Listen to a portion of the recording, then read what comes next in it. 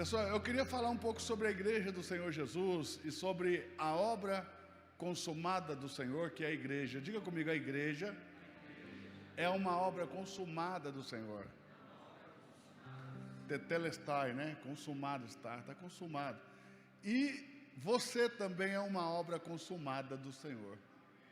Ou seja, eu e você, a igreja de Jesus, nós somos uma obra consumada, uma obra terminada, uma obra acabada. Você está conseguindo entender ou não? O Senhor nem começa o que Ele não terminou primeiro. Nós somos uma obra terminada do Senhor, uma obra consumada do Senhor. E nós vamos falar um pouquinho sobre isso essa noite. Vamos orar ao Senhor? Amém? Pai nosso que está no mais alto de todos os céus, sejam trazidos à Tua presença todos os nossos dons e dádivas, em santificação do Teu santo e amado nome. Pela santificação do Teu maravilhoso nome, seja o Teu reino atraído para a terra, e vindo o Teu reino, que a Tua vontade, Senhor, seja feita aqui embaixo na terra, do mesmo modo que ela é feita aí em cima, no mais alto de todos os céus. Antecipe, Senhor, as nossas bênçãos, e o pão que não podemos colher no sábado, dai-nos hoje. Perdoe todas as nossas dívidas, como também todas as nossas ofensas, e dai-nos um coração humilde e disposição no coração, para perdoarmos todos aqueles que nos devem, como também todos aqueles que têm nos ofendido. Não nos deixe cair em nenhum tipo de tentação, Senhor. Antes nos livre de todo e de qualquer mal. Abra os nossos olhos para a Tua palavra. Revele-nos o Espírito por detrás da letra. Porque as Tuas palavras são Espírito e vida. E nós queremos perceber em que Espírito o Senhor nos visita essa noite, para sermos cheios da vida de Deus em Cristo Jesus. Que a Tua verdade presente, que a Tua revelação presente, nos seja dada essa noite. Que a Tua voz seja ouvida, Senhor, para a glória do nome de Cristo Jesus, nosso Senhor e Salvador. Amém, amém e amém. Amém, meus irmãos.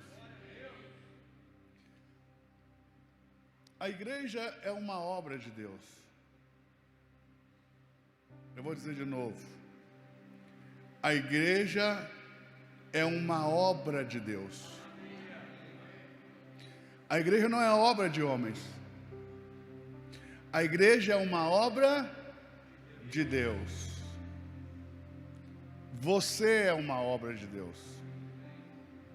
Você sabe que nós somos cooperadores com o Senhor, mas a obra é do Senhor. A obra não é minha, eu não posso fazer a obra, porque senão ela seria a obra do Eduardo e não a obra de Deus. A obra é de Deus. Quem faz a obra é o Senhor. Nós só cooperamos com o Senhor. A igreja é uma obra de Deus. Nós somos uma obra de Deus. Consegue entender isso? Diga amém. O Espírito Santo está dizendo para eu falar de novo, eu vou falar. Vou falar mais uma vez. A igreja é uma obra de Deus. E Deus fez muitas obras na terra desde que colocou Adão aqui. E todas as obras que Deus fez na terra têm as mesmíssimas características. Sempre que Deus quer fazer algo na terra, uma obra na terra, Ele diz quando, Ele diz o que, Ele diz como, Ele diz com o que, e Ele diz quem vai construir com Ele. Quando, o que, como, com o que e quem. Consegue entender? A primeira obra que Deus fez na terra, a primeira obra do Senhor na terra foi a Arca de Noé. Quem lembra? Essa foi a primeira vez que o Senhor Deus decide fazer uma obra na terra. Ele vai fazer uma obra que até então era desconhecida, né? Porque ninguém nunca tinha visto um barco nas proporções daquela arca. E Deus decidiu fazer uma coisa que o mundo ainda não tinha visto. Deus decidiu fazer uma arca, chamou Noé. Olha isso aqui, Gênesis capítulo 6, versos 13 e 14. Se puder colocar na tela, ajuda. Porque eu estou usando a versão NVI, se vocês tiverem aí. Se não tiver, pode ser outra versão, não tem problema. Mas se tiver, eu estou usando a NVI.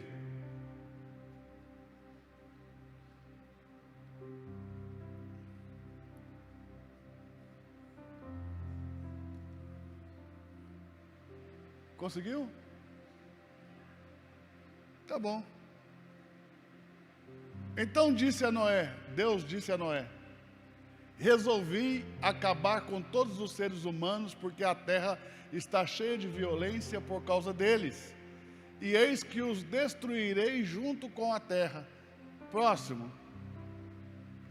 Faça uma arca de tábuas de cipreste, madeira de gofer, cipreste. Faça uma arca de madeira de cipreste. Quem está aí? Fala alguma coisa para ver se você está bem. Amém, amém. Então vamos lá de novo. Faça uma arca com tábuas de... Nela fará compartimentos e a revestirá com betume, por dentro e por fora. Revestirá com o quê? Com betume. Sabe o que é betume, né? Tem que cavar, porque betume é piche. Tem que cavar em lugares que tem petróleo para encontrar betume. Betume, ok? É óleo e água, né? Não mistura, então betume. Mas, o que eu quero te dizer? Veja bem, quando Deus decidiu fazer uma obra na terra, Ele chamou um homem, Noé, e disse: Noé, eu quero fazer tal coisa, e eu quero fazer de tal maneira. Você vai fazer compartimentos, vai fazer a arca e tal, e você vai fazer com esses materiais, e eu vou te dar o desenho, e você vai arrumar os trabalhadores, vocês vão construir isso aí para mim. Está conseguindo entender? Então, ninguém tinha visto uma arca. Quem é que viu essa arca? Noé. Deus mostrou a arca para Noé. Deus deu para Noé o desenho, o projeto. Isso vai te mostrar uma coisa: toda a obra de Deus na terra tem um projeto. Deus nunca vai te mandar fazer nada de forma aleatória. Vou de novo. Toda a obra de Deus na terra tem um. Deus não vai te mandar nunca fazer algo de maneira aleatória. Primeiro Ele vai te mostrar o que Ele quer, e depois Ele vai te dizer: faça. Você não vai ver Deus pedir opinião para Noé sobre os materiais. Você não vai ver Deus pedir opinião para Noé sobre o modelo, os compartimentos. Você não vai ver Deus pedir opinião para Noé sobre com que betumar, com que madeira usar, com quem vai construir. Porque quando Deus está fazendo uma obra, Ele não quer a nossa opinião.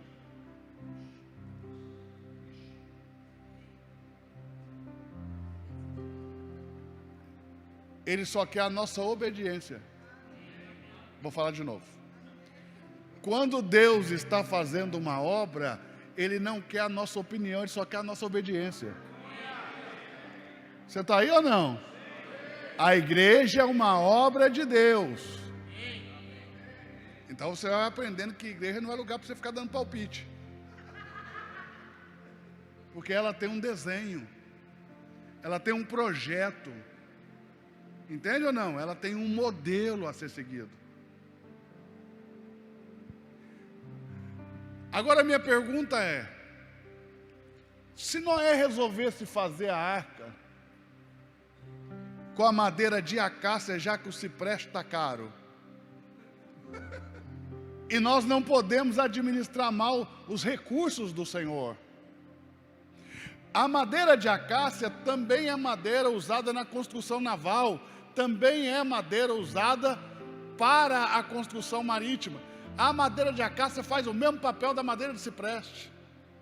Aliás, eu e o Henrique aqui, estivemos lá na Galileia, e eu pus a minha mão num barco que foi encontrado no Mar da Galileia, datado de 2000 anos atrás, feito com 24 espécies de madeira diferentes.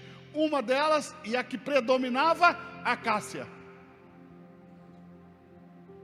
Ele foi lá, ele foi junto comigo. A acácia era a madeira predominante. Então havia outros 23 tipos de madeira também usados naquele tempo na construção naval. Poderia ser usado. Há 2000 anos atrás era usado esses 24 tipos de madeira. Então Noé podia falar assim: olha, está caro o cipreste, vamos importar a acácia do Egito. Vai sair pela metade do preço, nós vamos cuidar bem dos recursos que Deus nos deu para construir essa arca. E ele podia escolher betumar com outra coisa que não fosse o betume, porque não só o betume faz esse papel de vedação. Há outros materiais que podem fazer isso também, não são tão difíceis de se conseguir como o betume, que você tem que cavar. Está conseguindo entender? Diga amém. Agora a minha pergunta para você é: se Noé fizesse a arca com a acácia, ia navegar ou não ia? Ia navegar ou não ia? Ia navegar ou não ia? Se ele betumasse com outro material também para vedação, ia vedar ou não ia? Ia ou não ia? Ia dar certo ou não ia? 40 dias de chuva, 1 ano navegando, ia dar certo ou não ia? Ia dar certo. 40 dias de chuva, 1 ano navegando, ia dar certo igual. Agora a pergunta que eu quero te fazer é: quando Noé chegasse diante de Deus lá no Ararat, ele ia ter sido obediente ou desobediente? Então é isso que você tem que entender. Deus não te chamou para fazer coisas que dão certo. Deus te chamou para fazer o que Ele quer. Não pegou. Vou falar de novo. Você quer ser leal? Aliás, essa é a única coisa que Deus espera de você. Ele não espera mais nada. Que você seja encontrado fiel. Você tem que entender que Deus não te chamou para fazer coisas que dão certo. Deus te chamou para fazer o que Ele quer. Deus não te chamou para fazer coisas que dão resultado. Deus te chamou para fazer a vontade dEle.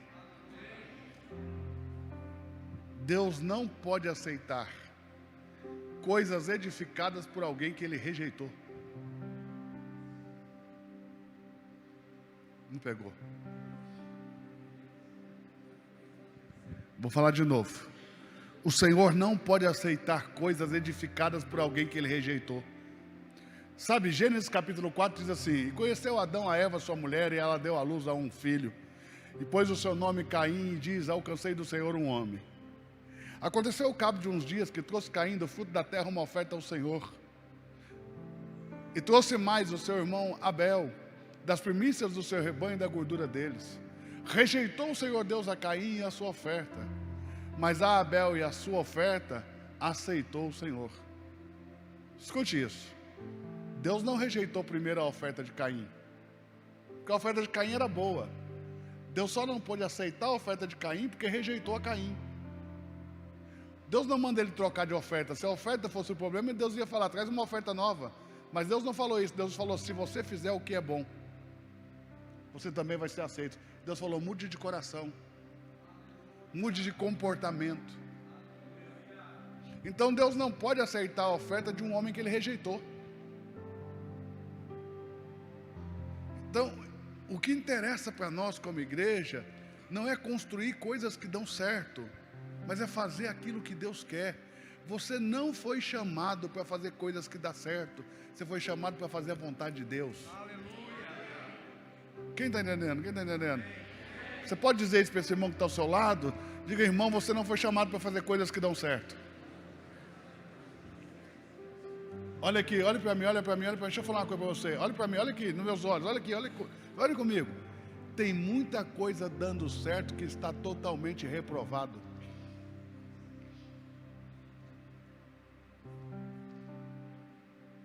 Tem muita coisa dando certo que está reprovado.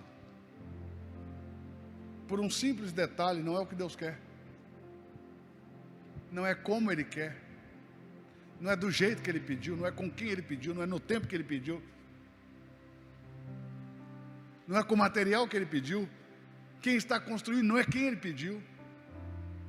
Sabe, a primeira coisa que eu tive que entender quando Deus me chamou para pastorear a igreja é que eu não seria pastor de todo mundo.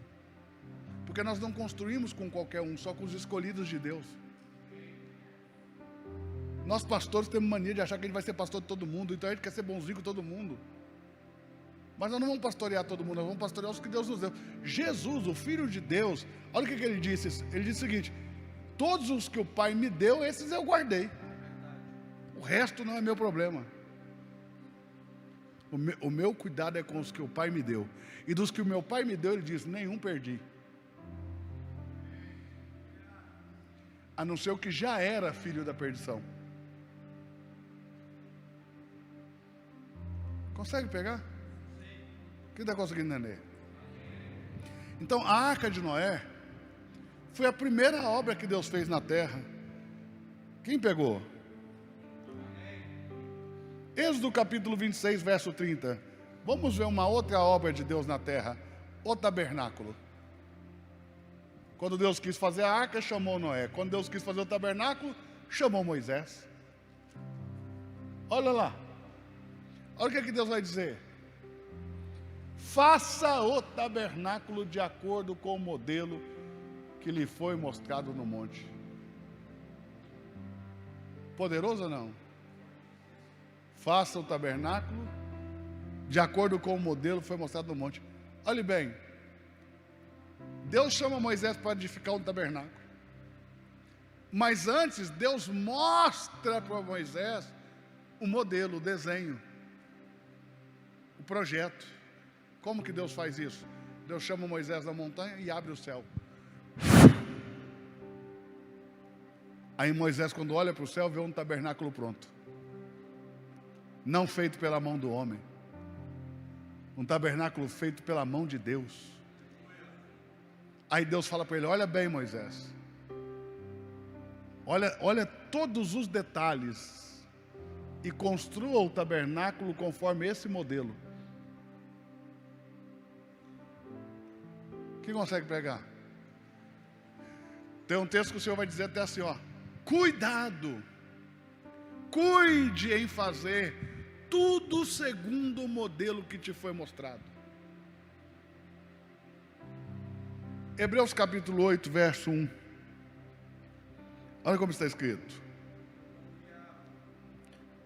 O mais importante do que estamos tratando é que temos um sumo sacerdote como esse, o qual se assentou à direita do trono da majestade nos céus. Diga comigo essa frase. E serve no santuário. Veja, Jesus continua servindo, você já quer parar.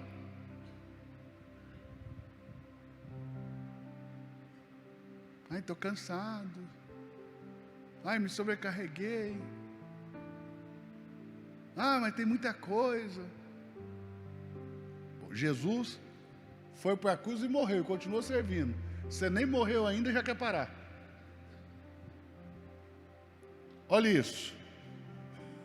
Serve no santuário, ele é ministro do santuário e do verdadeiro tabernáculo, o qual fundou o Senhor e não o homem. Todo sumo sacerdote é constituído para oferecer ofertas e sacrifício. Por isso era necessário que também este tivesse alguma coisa que oferecer. Se ele estivesse na terra, não seria sumo sacerdote, visto que já existem aqueles que apresentam ofertas prescritas na lei. Está falando dos levitas. Eles servem num santuário que é cópia, sombra, modelo, figura, desenho de um original.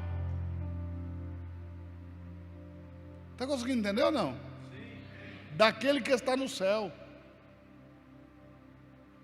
E já que Moisés foi avisado quando estava para construir o tabernáculo, tenha o cuidado. Todas as vezes que você vai fazer uma obra para o Senhor, Ele vai falar isso aqui com você, tenha o cuidado de fazer segundo o modelo que te foi mostrado. Diga, toda obra de Deus tem um desenho. Tenha o cuidado de fazer tudo conforme foi te mostrado. Está preparado para ouvir? Que eu vou rasgar o verbo, tá? Posso falar? Posso falar? A gente deixou as meninas entrarem, mas eu vou continuar falando para os machos. É para rasgar o verbo, para pôr nossa vida no lugar, para colocar, alinhar de novo o nosso coração ao coração do Senhor, naquilo que o Senhor está construindo na terra, que é a igreja. Vamos lá. Tenha o cuidado de fazer tudo segundo o modelo que no monte se te mostrou. O ministério que Jesus recebeu é superior ao deles, aos dos levitas. Assim como também a aliança da qual ele é mediador é superior à antiga aliança, sendo baseada em promessas superiores. Você está aí ou não? Quem está aí? Então a minha pergunta para você a aliança de Deus com Noé é verdadeira ou é falsa? É bíblica ou não é bíblica? É verdadeira e bíblica. A aliança de Deus com Abraão é verdadeira ou falsa? É bíblica ou não é bíblica? A aliança de Deus com Davi é verdadeira ou falsa? É bíblica ou não é bíblica? A aliança do Senhor Deus com Moisés é verdadeira ou é falsa? É bíblica ou não é bíblica? Então olhe para quem está pertinho de você e diga: todas essas alianças são verdadeiras, são bíblicas. Diga para ele, só não é para você.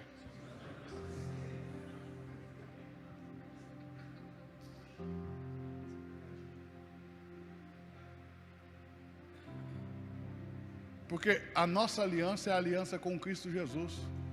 Lembra? Ele pegou o cálice e disse: esse é o cálice da nova aliança. A igreja não tem aliança com Moisés, nem com Noé, nem com Abraão. A igreja não faz parte daquilo. E retroceder, ir para isso, viver isso é retroceder, já que a nossa aliança é superior.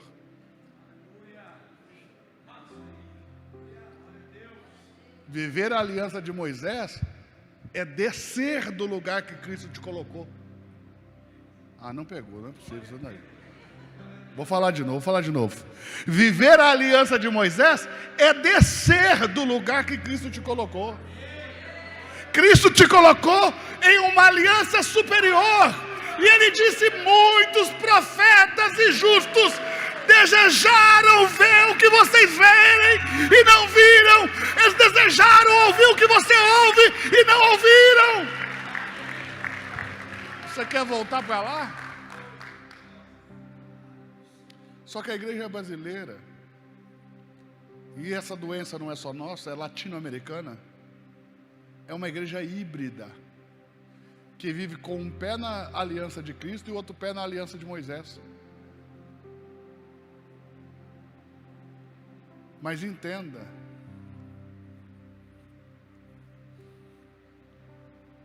quando você traz para a aliança de Cristo,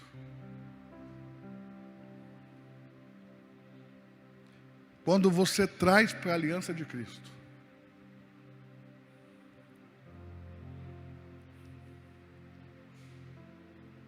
verdades da aliança de Moisés, você está corrompendo o Evangelho de Cristo Jesus. Você sabe que a nossa igreja, pastorzão, ela está preocupada com o pecado. A nossa igreja, ela chegou a adoecer tanto que a única preocupação dela é com o pecado. Porque ela não compreendeu até hoje, depois de 2000 anos, que Cristo resolveu o pecado na cruz. E que quando Deus vai falar de comportamento, Ele está num nível tão mais alto, tão mais elevado, que a igreja brasileira não consegue nem perceber. O pecado foi resolvido na cruz.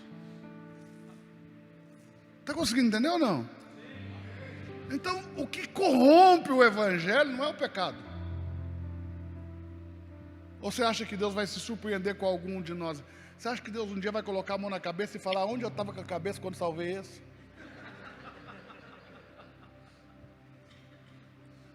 A salvação de Deus na sua vida não começou quando você veio para a igreja, irmão. Se você pensa assim, você não entendeu nada.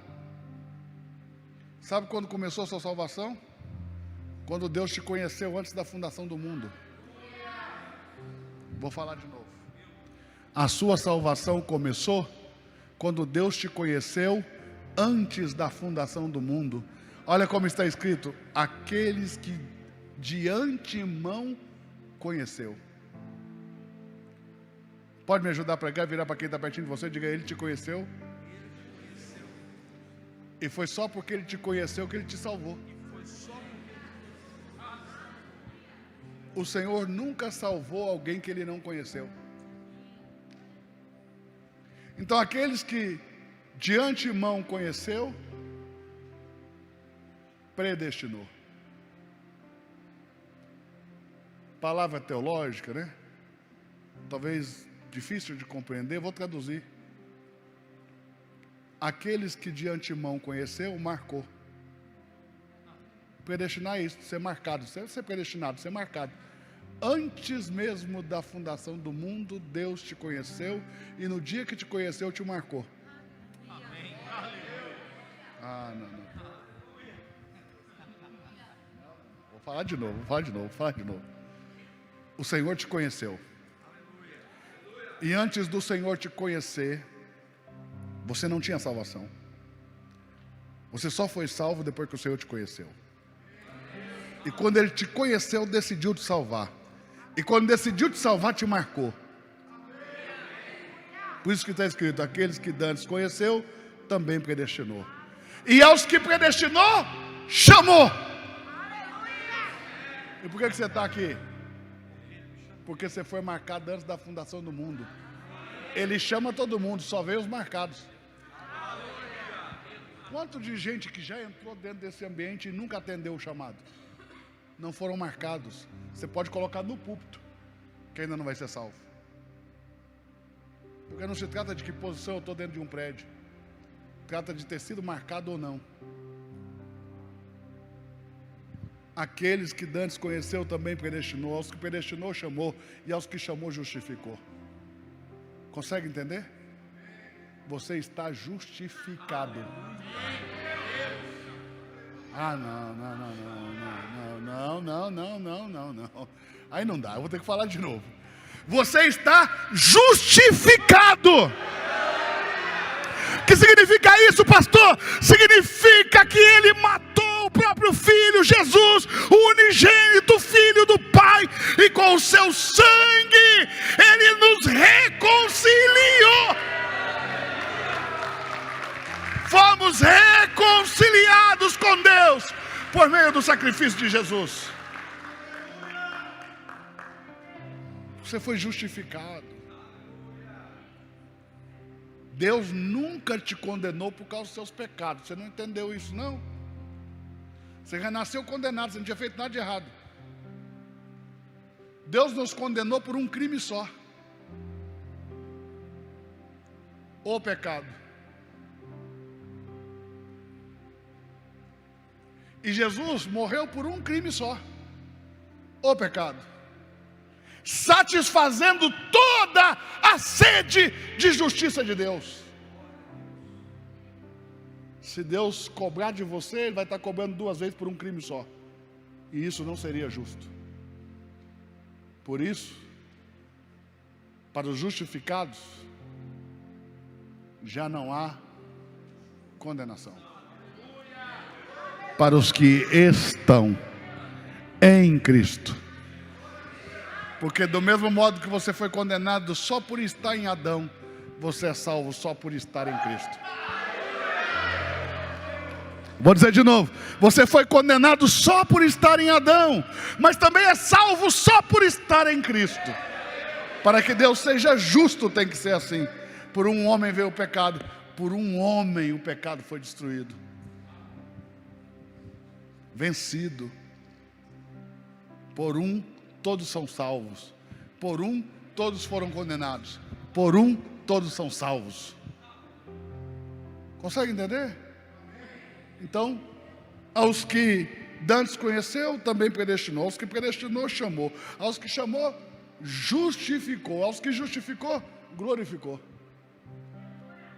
Veja que nenhum desses verbos está no presente ou no futuro, tudo no passado. Porque lá na eternidade você não vai ser glorificado, você já foi. Aliás, a Bíblia afirma que nós estamos agora assentados com Cristo nas alturas. O que está acontecendo no tempo, lá na eternidade já foi terminado. Aliás, Deus só começou aqui no tempo quando Ele terminou lá.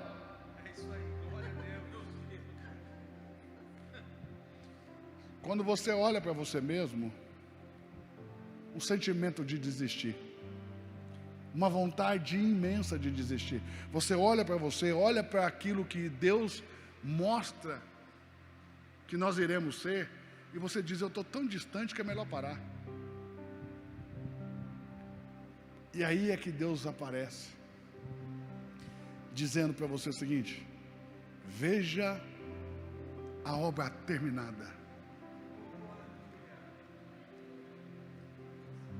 Veja como você é terminado, glorificado. E você nunca mais vai desistir. O seu coração vai se encher de esperança. Você vai se encher de vontade, porque você vai dizer: independente do que eu estou vivendo agora, eu já fui terminado. E isso que está terminado é glorioso. E assim também você deve olhar para a igreja, entendendo que por mais difíceis que as coisas estejam hoje, a igreja é uma obra consumada do Senhor. Ela não está ficando pronta, ela já está pronta. O que nós estamos vivendo no tempo, lá na eternidade já foi terminado. A igreja já é gloriosa. Está conseguindo entender? Você precisa orar ao Senhor, para que Ele te mostre a obra consumada, a obra terminada. Porque quando você enxergar a obra terminada do Senhor, você vai ver que vale a pena. E você vai entender por que o Senhor não desistiu de você. Você não veio para a igreja para ser salvo. Você veio para a igreja porque você já tinha sido salvo.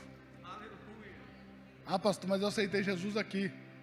Essa é a sua visão, não é a de Deus. Porque quando a igreja iniciou, a Bíblia diz que Pedro pregou, e os irmãos erroneamente dizem: converteram 3.000. Não está escrito isso não. Está escrito que 3.000 foram agregados, porque o Espírito ia agregando à igreja os que tinham já sido salvos. A obra de salvação é de Deus, não é da igreja. Na igreja se manifesta o que Deus já fez.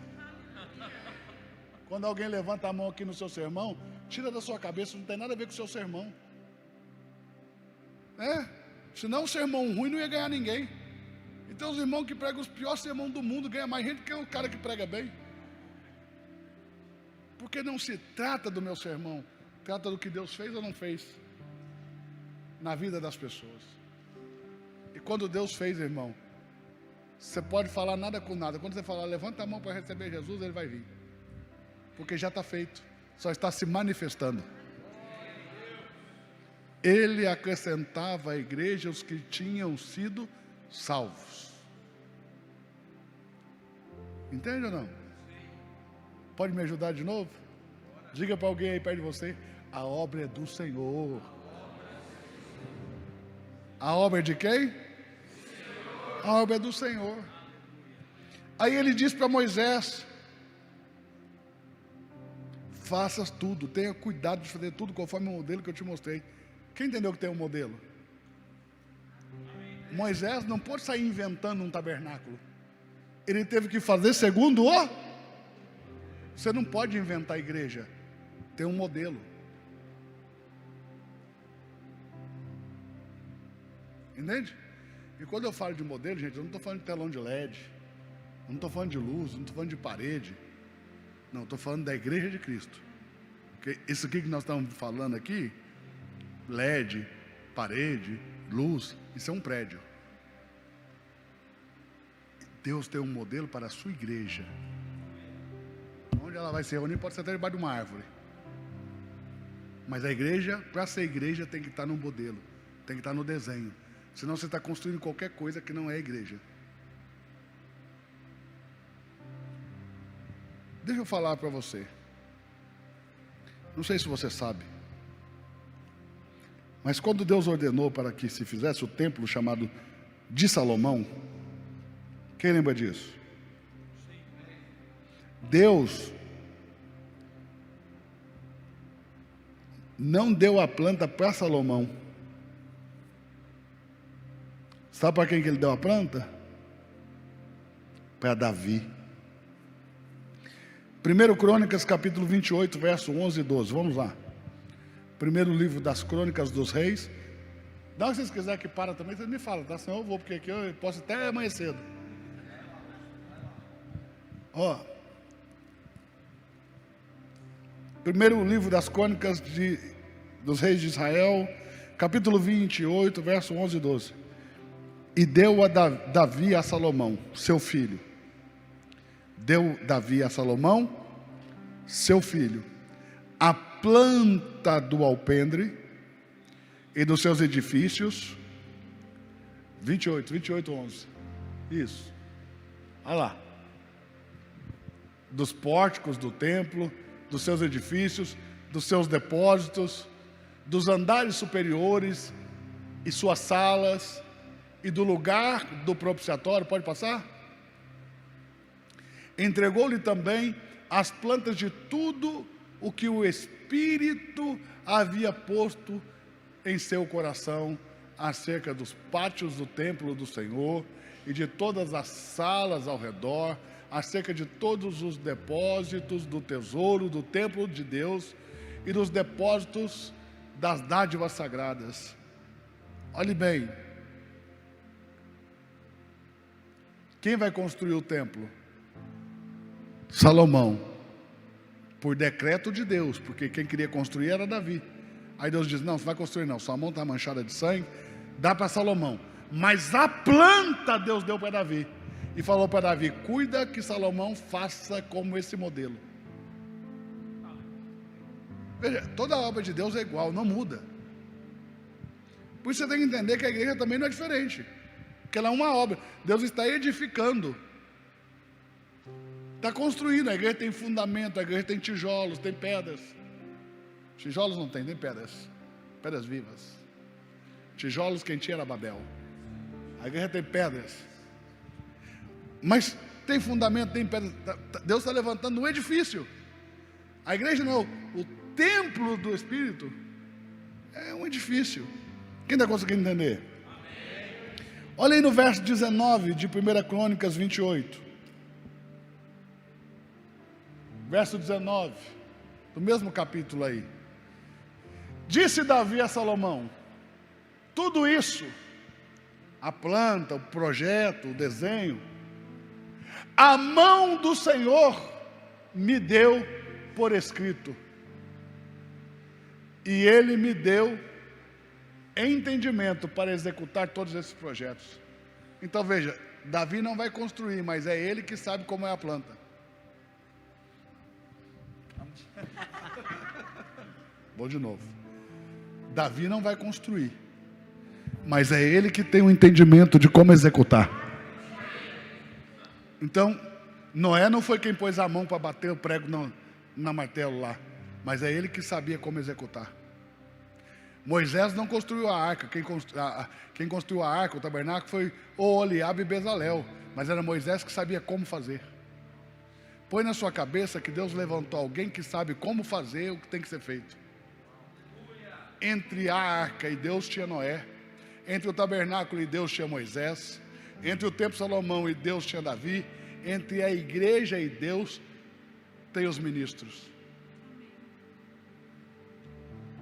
Os apóstolos do Senhor, eles receberam a visão, o modelo, o desenho da igreja. E qual que é a única coisa que Deus espera de mim e de você? Que a gente seja fiel a isso. Que você construa segundo esse projeto e não se desvie nem para a direita nem para a esquerda.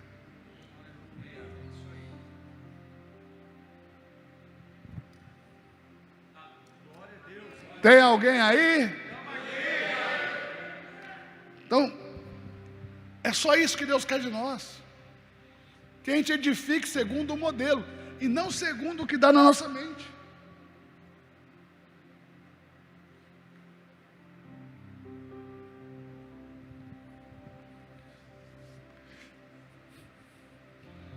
A corrupção do Evangelho não é o pecado. A corrupção do Evangelho são os acréscimos.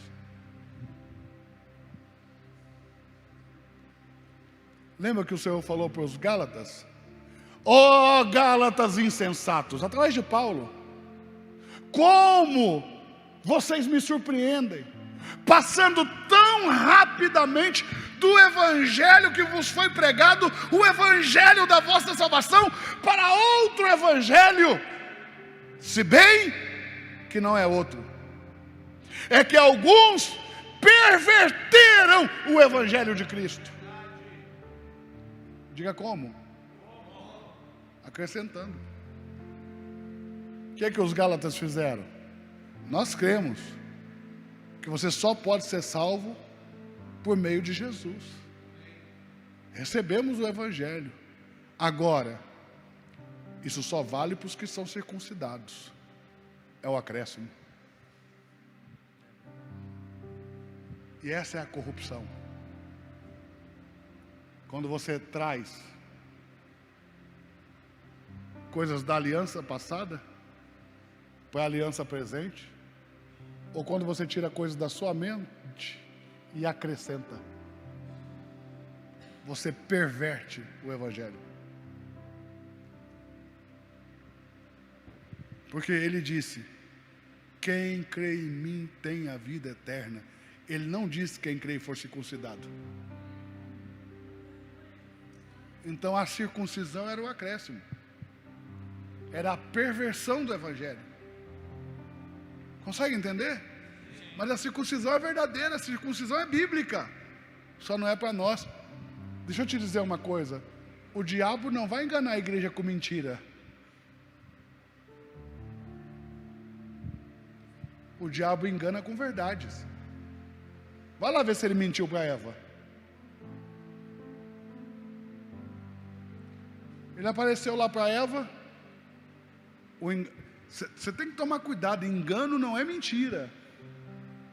O engano são as verdades aplicadas no lugar da verdade. Uma verdade não é a verdade de Deus.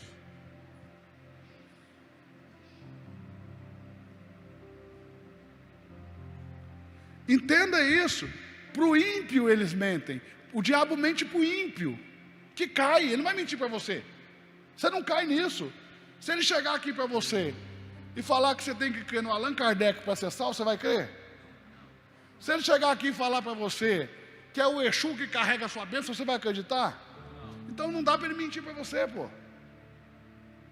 O diabo, ele não te mente, ele te engana com verdades que não é a verdade de Deus. Olha o que ele disse para Eva. Como foi que Deus disse?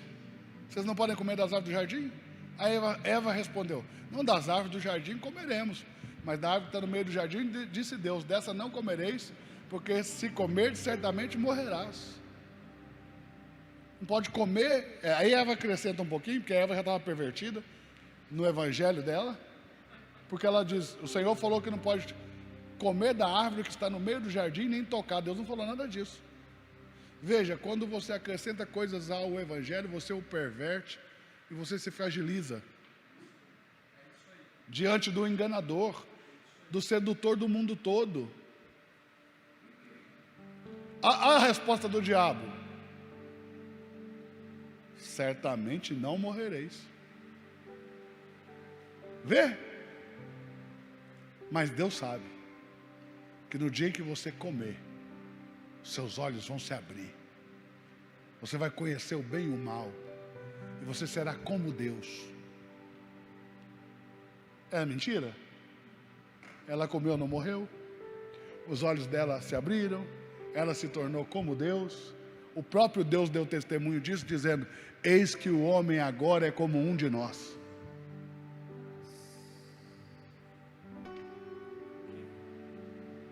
Consegue entender? Verdades que não é a verdade do Senhor, isso é o engano. Só que a serpente esqueceu de falar que se desconectaria de Deus imediatamente, e que viver apartado de Deus é morte. A serpente esqueceu de falar que a morte do corpo seria gradativa e uma hora ia chegar. A serpente esqueceu de falar que quando um olhasse para o outro, sentiriam vergonha de si mesmos. Entende ou não? Sim. A serpente usou verdades que lhe interessavam para corromper. E é isso que o diabo faz com a igreja até hoje. Porque o diabo não tem outra coisa para fazer com a igreja. Ele não vai conseguir mentir para a igreja. Então ele traz verdades bíblicas que te corrompem. Porque quando você acrescenta, você perverte.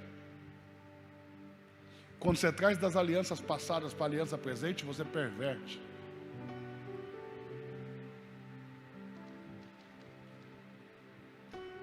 Eu não sei se você está preparado, então eu vou segurar minha língua dentro da boca. Mas eu vou te dar uma oportunidade de entender, um exemplo. Na nova aliança de Cristo, ninguém é consagrado com óleo na cabeça. Comece em Mateus, termine em Apocalipse e ache uma consagração dessa para mim. Uma só. Uma ordenança, uma alusão. E por que não são consagrados assim? Porque os enviados do Senhor são consagrados pela imposição de mãos da igreja. Para que eles confiem no Espírito Santo e não no óleo que caiu na cabeça deles. Porque aquele óleo não tem poder nenhum. Consegue entender? Mas sabe como é que eu fui consagrado? Com óleo na cabeça. Sabe como é que eu consagro? Com óleo na cabeça. Diga por quê? Porque a última consagração que eu fiz foi na nossa conferência Simplesmente Jesus, lá no Centro de Eventos em Balneário Camboriú. Eu disse para os pastores: não tem isso na Bíblia, não tem isso no Novo Testamento, isso não é da nossa aliança, esse negócio do óleo.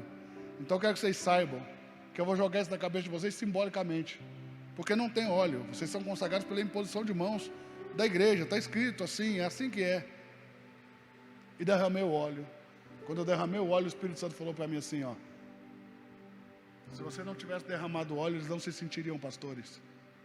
E é esse o problema. O que faz deles o que eles são é o Espírito que está neles, não esse óleo aí.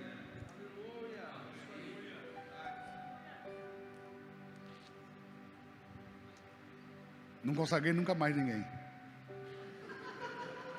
porque eu estou na crise ainda. Como vou resolver a questão? Mas uma coisa eu já sei: eu não posso mais me enganar, porque eu fui iluminado. Uma vez que a luz vem, aí, irmã, é melhor parar tudo, sentar no chão e começar a chorar. Deus, o que fazer? Porque não trata-se de fazer o que eu aprendi com a outra igreja ou com o meu pastor. Trata-se de fazer a vontade de Deus. E saber que a igreja tem um modelo, um desenho, e que eu não posso inventar novos desenhos. e nem acrescentar coisas ao desenho de Deus. Quem está conseguindo me entender? É uma palavra simples de entender, não fácil de viver. Eu não consagrei mais ninguém. Tem uns 4 na fila lá, esperando. Porque enquanto eles não entenderem que só da igreja impor as mãos sobre eles, eles já são ministros do Senhor, eu não vou fazer isso. Porque enquanto eles pensarem que eles dependem de um óleo para serem pastores, eu não posso consagrá-los. Porque não tem isso no Novo Testamento. Olha que dificuldade. Mexe com as estruturas sobre as quais nós fomos criados. Mas essas estruturas não são os fundamentos apostólicos. Isso é a tradição da igreja evangélica. Agora, nós não somos edificados sobre as tradições da igreja evangélica. Nós somos edificados sobre o fundamento dos apóstolos. Se edificar em outro terreno, irmão, a casa cai. Porque o que não é edificado sobre a rocha não suporta quando sopra o vento. É verdade.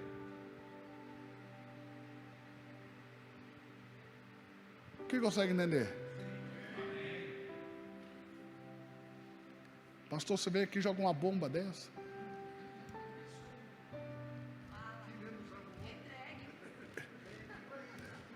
O que eu vou dizer para vocês? Nós não somos obrigados a viver o que o Senhor nos mostra. Mas o Senhor não vai deixar de nos mostrar por isso.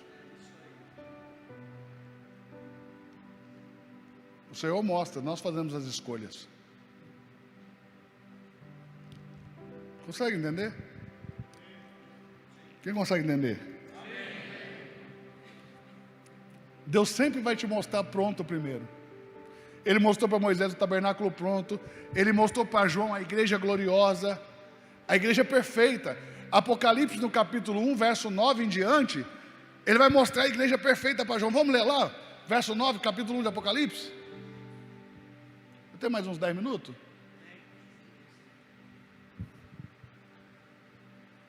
Apocalipse 1, 9.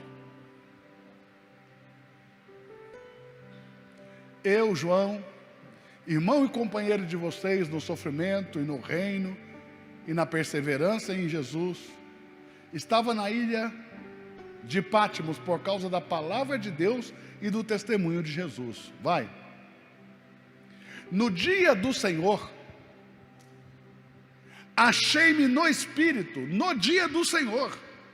Ele foi levado lá para o futuro. E ouvi por trás de mim uma voz forte, como de trombeta, que dizia: escreva num livro o que você vê e envie a estas 7 igrejas: Éfaso, Esmirna, Pérgamo, Tiatira, Sardes, Filadélfia e Laodiceia. Voltei-me para ver quem falava comigo, e voltando-me, vi 7 candelabros de ouro. E entre os candelabros alguém semelhante a um filho de homem. Quem sabe quem é? Quem sabe quem é? Quem sabe quem é esse? Entre os candelabros, no original, você pode pegar o Strong e ver lá no grego. No meio dos candelabros, no meio, no centro dos candelabros, alguém semelhante ao filho do homem, com uma veste que chegava aos seus pés e um cinturão de ouro ao redor do peito. Pode passar? A sua cabeça e os seus cabelos eram brancos como a lã, tão brancos quanto a neve, e os seus olhos eram como chamas de fogo. E os seus pés eram como bronze numa fornalha ardente, e a sua voz com o som de muitas águas. Tinha em sua mão direita 7 estrelas, e da sua boca saiu uma espada afiada de 2 gumes. A sua face era como o sol quando brilha em todo o seu fulgor. Quando o vi, caí aos seus pés como morto. Então ele me colocou sua mão direita sobre mim e disse: Não tenha medo, eu sou o primeiro e o último.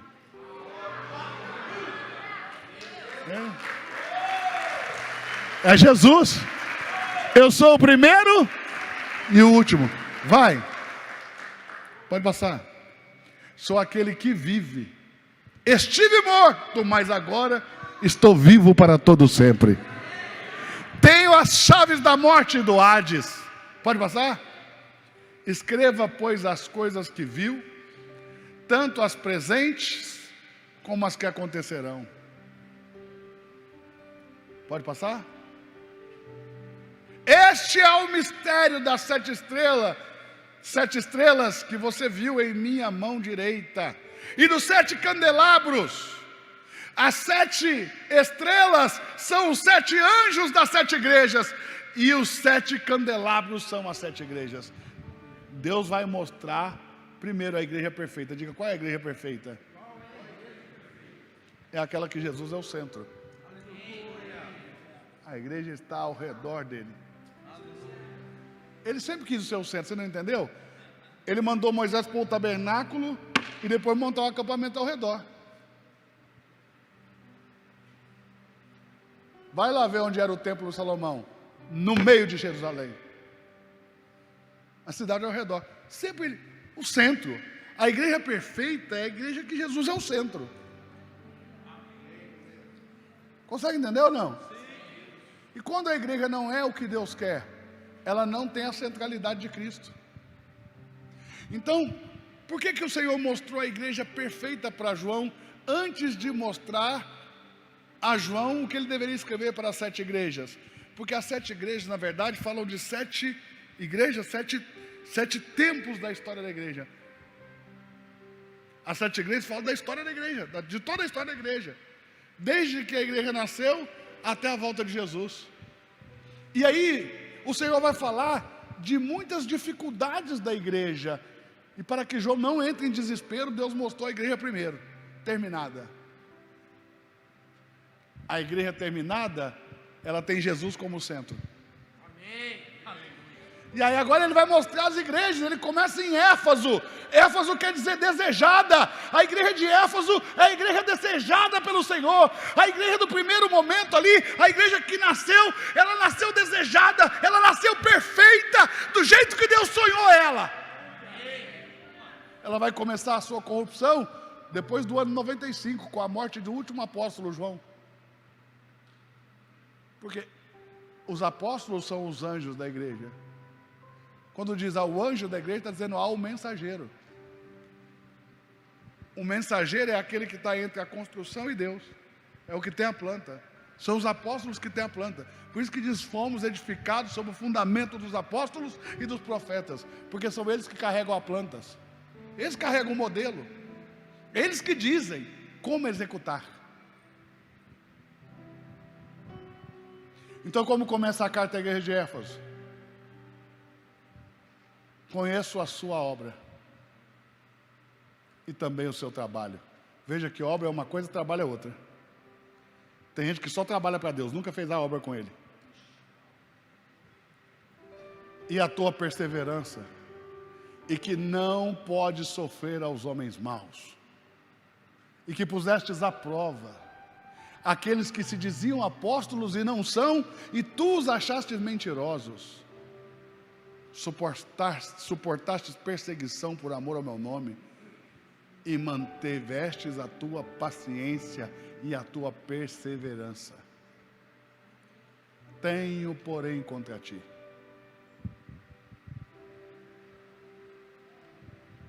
escute isso, que abandonastes o teu primeiro amor. Quando o crente evangélico, do evangelicismo brasileiro, do denominacionalismo brasileiro, quando ele escuta isso, o que ele entende? Que a pessoa perdeu aquele entusiasmo dos primeiros momentos da conversão, entende? Que perdeu aquela alegria, aquele furor, aquela energia, ok? Mas não é disso que está falando. Porque para Jesus, amor não é sentimento igual é para nós.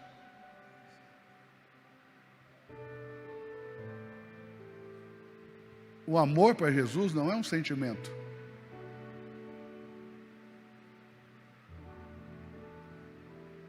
Coloca aí João 14, 21. Só para a gente ver como que Jesus entende amor.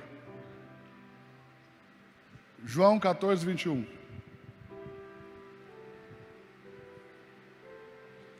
Jesus falando, tá? Quem tem os meus mandamentos e lhes obedece, esse é o que me ama.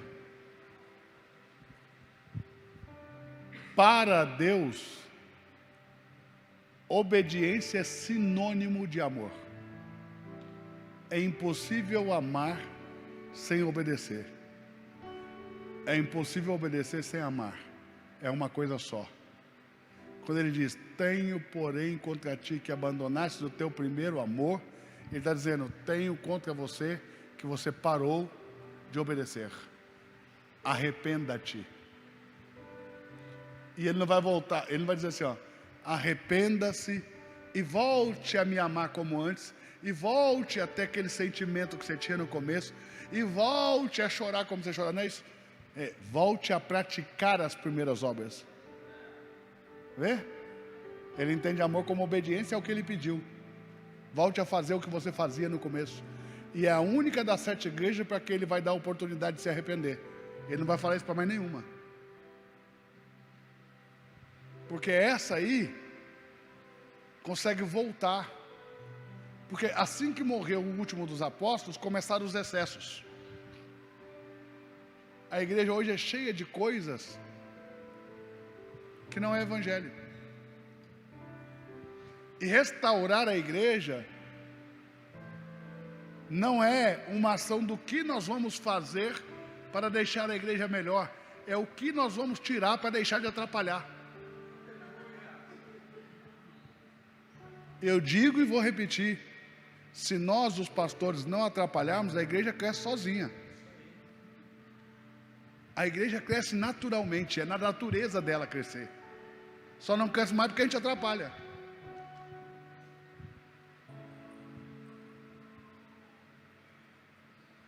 Era importante que você falasse um amém, nem que for para disfarçar, né? Para não ficar sozinho aqui.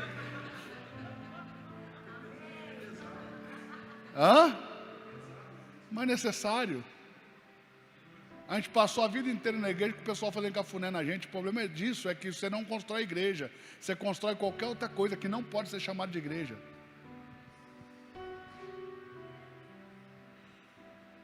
Quando eles olham para nós, eles têm que ver uma igreja jovem, despojada, leve, ok? Eles têm que ver uma igreja moderna, diferente, ok, mas quando eles chegarem, precisam encontrar o evangelho. Entende? O que eles estão vendo para trás não interessa, desde que quando eles chegarem aqui, tenha evangelho, e não perversão do evangelho. Você consegue entender que nós não estamos tratando uma coisa que nós fizemos? Nós estamos tratando uma coisa que fizeram lá atrás, que a gente só veio mantendo e fazendo crescer. Porque cada vez a gente acrescenta um pouco mais.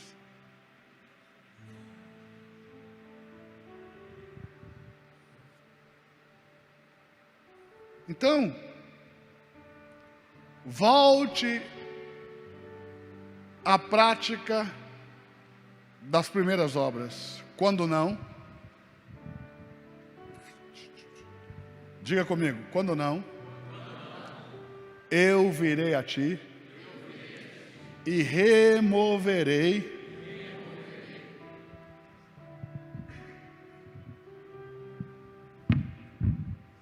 do seu lugar o seu candeeiro.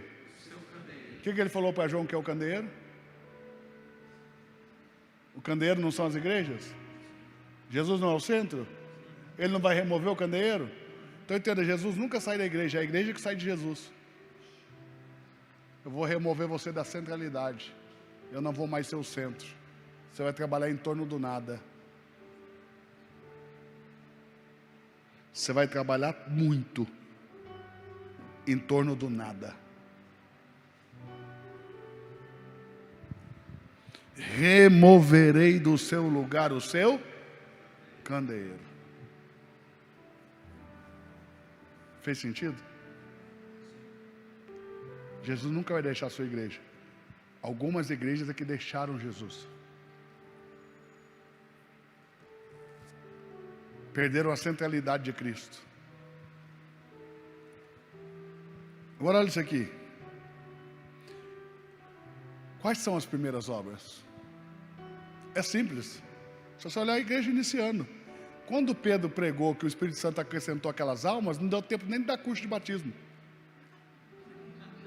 Não deu tempo de doutrinar, não deu tempo de ensinar como a igreja é. Eles já chegaram vivendo o que tinha.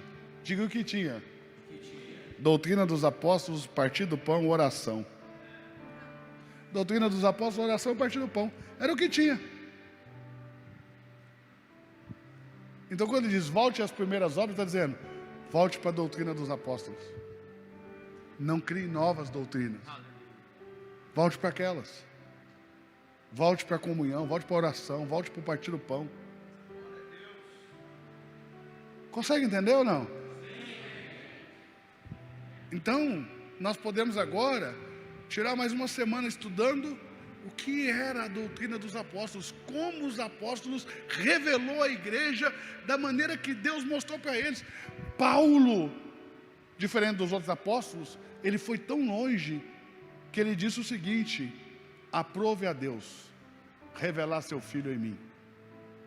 Olha bem, não é revelar para mim, é revelar em mim. E Cristo foi revelado em Paulo, de tal maneira que Paulo olhava para si e não se via. Ele dizia assim: esse não sou eu não faria isso, eu não faria essa escolha, eu não tomaria essa decisão, não sou eu não me acho mais em mim, porque aprove a Deus revelar seu Filho em mim. Então ele disse: se eu faço o que não quero, não sou eu que faço, tanto para a questão do pecado, como a questão de Cristo. Ele olha para ele e ele vê que ele não faz aquilo porque ele quer, mas Cristo nele faz aquilo. Ele diz: já não vivo eu, Cristo é quem vive em mim.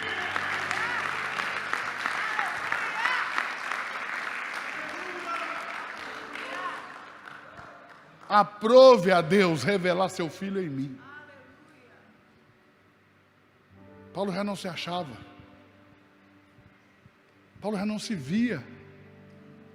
Porque Cristo estava revelado.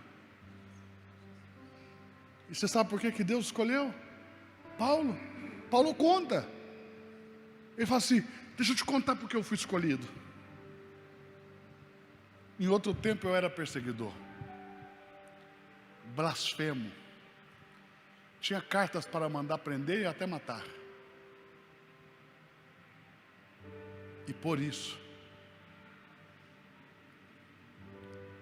porque dos pecadores eu era o pior, por isso Deus me escolheu. Porque Deus escolhe as coisas que não são para envergonhar as que são. Deus escolhe as coisas vis do mundo para envergonhar as sábias. É nesse contexto que Paulo fala essas coisas. Acho que tem os apóstolos do Cordeiro, dos quais ele não faz parte.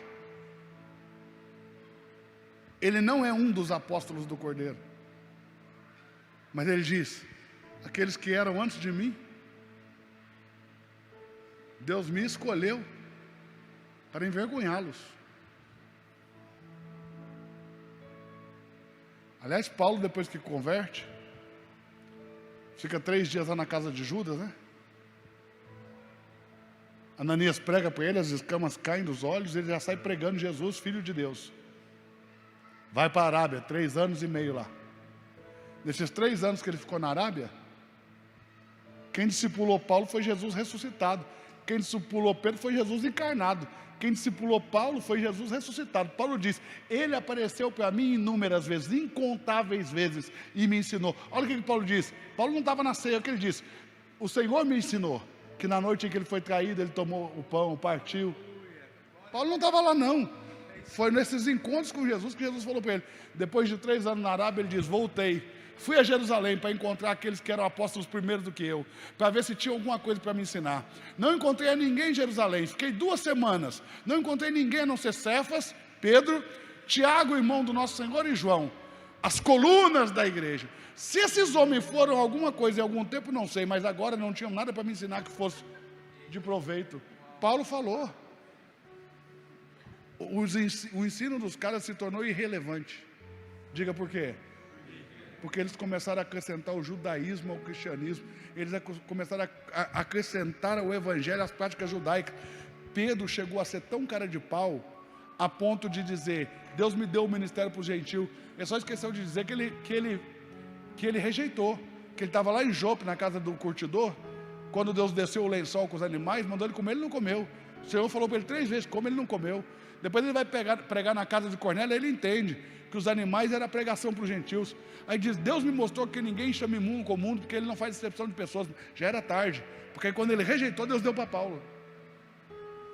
Aí eles vão fazer um concílio em Jerusalém. Pedro vai ficar com o evangelho da circuncisão para os judeus, Paulo com o evangelho da incircuncisão para os gentios. Só ler. É verdade, leia lá que você vai ver, está lá desse jeitinho que eu estou te falando. Só que agora Paulo, que tem o evangelho para os não judeus, ele vai dizer assim, ó: o meu evangelho, não o dele. Porque no deles vocês não cabem.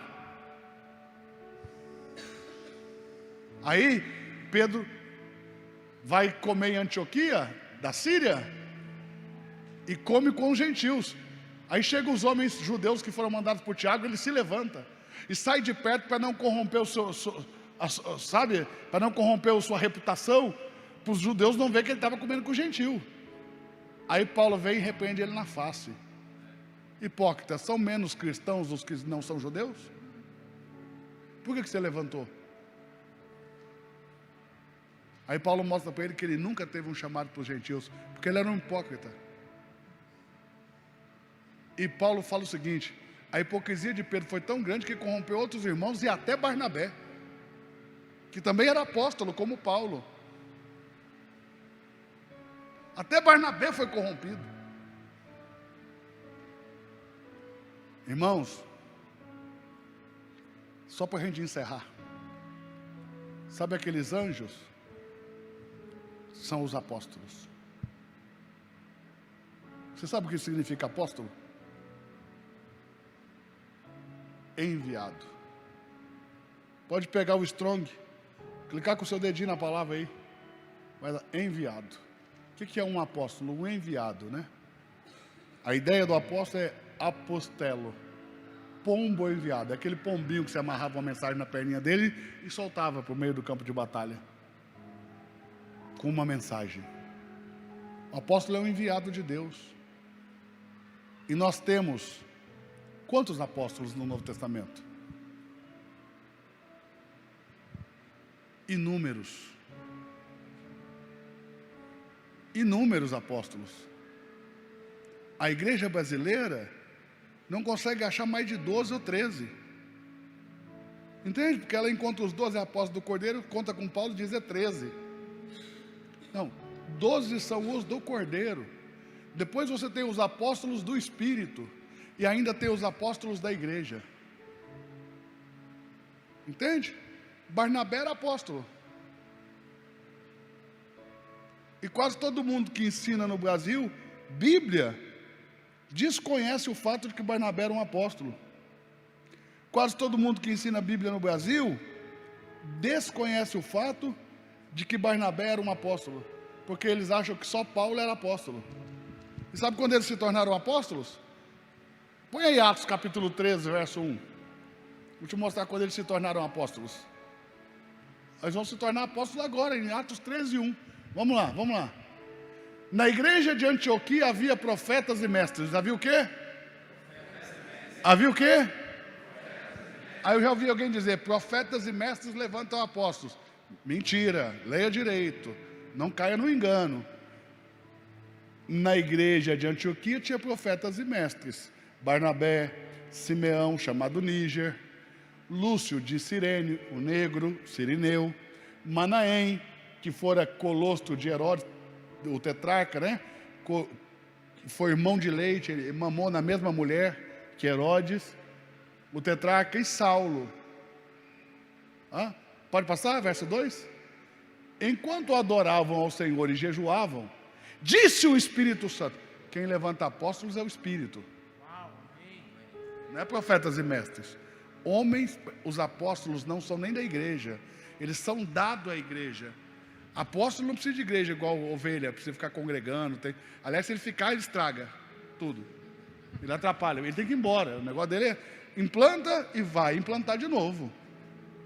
Porque o apóstolo é o que diz para você, essa janela está no lugar errado. Então ele não pode ficar. Porque se ele ficar, você convence ele que é mais cômodo a janela do outro lado. Só que nós não fomos chamados para fazer o que é cômodo, fomos chamados para fazer a vontade de Deus que foi revelada aos apóstolos. Nós não fomos chamados para fazer o que é cômodo, fomos chamados para fazer a vontade de Deus que foi revelada aos apóstolos. Disse o Espírito Santo: separai-me a Barnabé e a Saulo para a obra que os tenho chamados. Nesse momento, eles vão receber imposição de mãos. Pode passar? Assim, depois de jejuar e orar, impuseram-lhes as mãos e os enviaram. A pedido de quem eles foram enviados? Então eles são apóstolos do Espírito, são enviados do Espírito. Por que os outros 12 chamam apóstolos do Cordeiro? Vê lá em Apocalipse 21, diz que o muro da cidade, nas portas da cidade, tinha o nome dos 12 apóstolos do Cordeiro, porque foram enviados pelo Cordeiro. Paulo não foi enviado pelo Cordeiro, Paulo foi enviado pelo Espírito. Então ele é um apóstolo do Espírito. E ainda tem os apóstolos que foram enviados pela igreja. Igual Epafrodito, era um apóstolo da igreja, foi enviado pela igreja. E a Bíblia diz que ele era apóstolo. Barnabé, apóstolo. Atos 14, só para a gente ver. Atos 14. Ouvindo isso, os apóstolos, Barnabé e Paulo, vê? Barnabé era apóstolo. Consegue entender? Então, os apóstolos são inúmeros.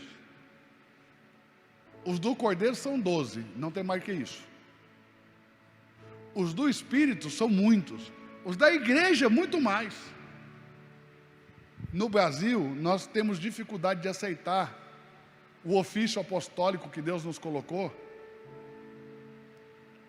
porque a gente acha que tem que ser chamado de apóstolo. Não tem que ser chamado de nada, tem que ser chamado pelo seu nome. Entendeu? Eu digo lá na igreja, não me chama de pastor, sou Eduardo, que estou exercendo um ofício para Deus, que hoje é esse, amanhã pode ser outro. Entende? Então, tem que chamar pelo nosso nome. Agora no Brasil parece que se você fala, Deus me chamou para o ministério apostólico, você quer ser melhor que os outros. Quer ser maior, porque eles transformaram ministério em títulos e hierarquia. Olha que corrupção, isso é a corrupção do Evangelho. Agora Deus não pode fazer o que Ele quer porque você está cheio de preconceito. A igreja não pode ter o desenho certo, porque quem carrega o desenho não é bem visto na igreja. Nossa igreja brasileira é uma igreja anti-apostólica, porque eles acreditam que não existe mais apóstolo, por ignorância bíblica. Eles acham que apóstolos foram só os 12.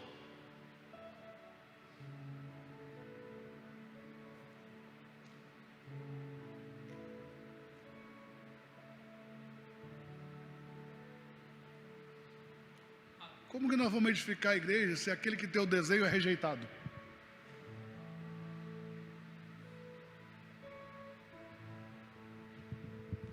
Consegue entender? Que quando Deus chamou seus pastores para fazer nascer a igreja, eles estavam debaixo de uma unção e de uma autoridade apostólica,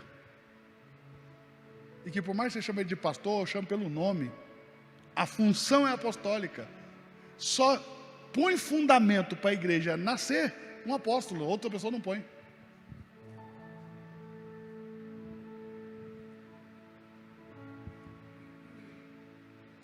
Aí nós temos medo de assumir o que Deus nos deu, e somos escravizados pelos homens do sistema, que vem e põe um jugo na gente, uma coleira. Se você não tiver pastor, você não pode fazer. Se você não pagar o dízimo aqui, você não pode fazer. Aí eu te pergunto, Quem é o pastor deles? Porque eles dizem que você tem que ter pastor, mas eles não têm.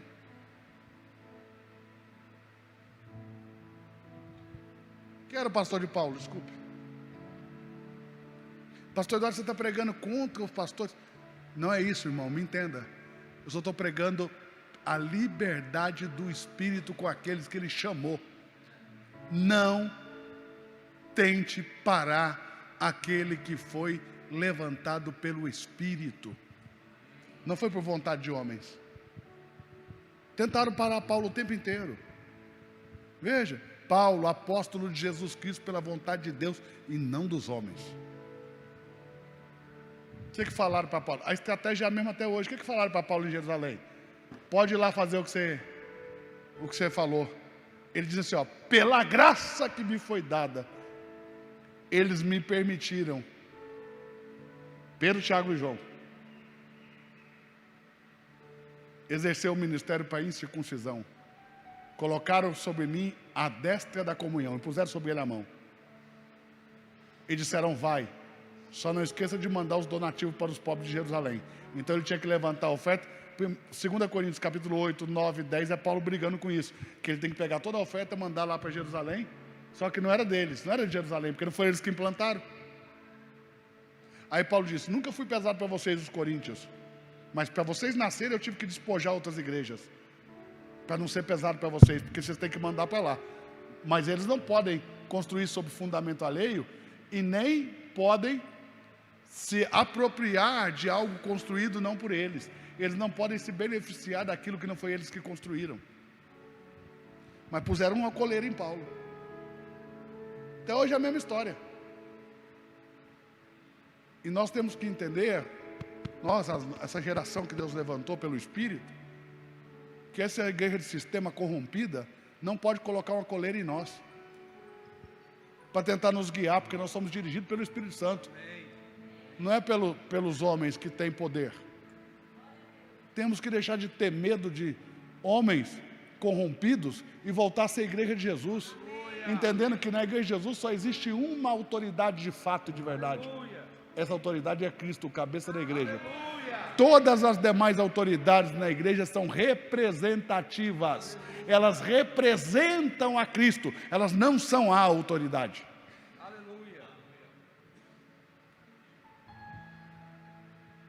Amém? Vamos orar a Deus? Pai, obrigado por essa noite maravilhosa.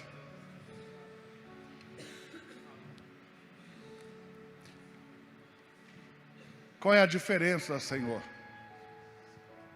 da verdade e de verdades? Porque creio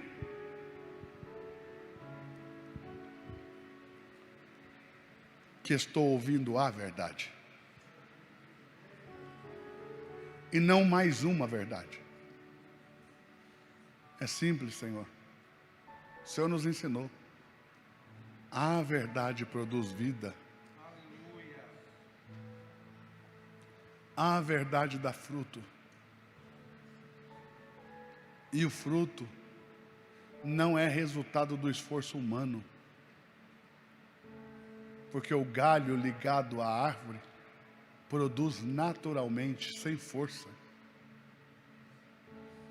Enquanto nós tivermos que usar a força do nosso braço para ter resultado, isso não é fruto. Mas aonde a verdade presente é pregada, o fruto se manifesta naturalmente. Para que eles saibam que esta é uma verdade presente, uma revelação presente, e que essa é a verdade do Senhor. Gere vida. Faça com que dê fruto. Para a glória do teu nome. Amém. Deus abençoe vocês em nome de Jesus. Obrigado por ouvirem de forma tão respeitosa e carinhosa. Obrigado, pastor. Foi muito bom. Foi muito bom. Amém. Obrigado. Quantos foram abençoados hoje à noite?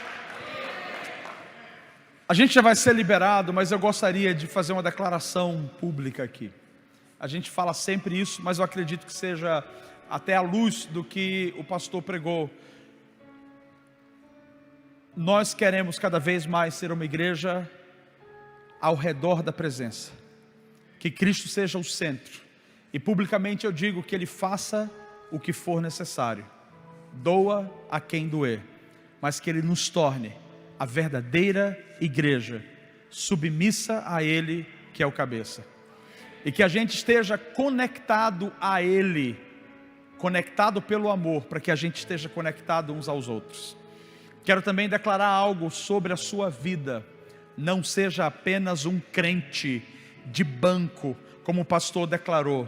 Seja alguém que de fato foi marcado. E alguém que foi marcado vive, não olhando para o momento ou para a sua condição atual. Alguém que foi marcado vive olhando para a obra consumada, e isso gera em nós esperança. Eu fui muito abençoado por essa palavra. O Senhor falou comigo tremendamente, e eu creio que assim como Ele falou, uma vez que vem a luz, a gente precisa andar na luz. Amém? Deus abençoe você, que você tenha uma semana de vitória. Obrigado por ter vindo, e não saia daqui de qualquer jeito. Saia daqui dizendo: Senhor, eu quero aplicar essas verdades na minha vida. Como você vai aplicar isso? Você vai convidar Jesus, como Ele fez com Paulo. Ele vai fazer com você. Ele vai te ensinar o que você precisa. Deus abençoe. Vai com Deus. Tchau.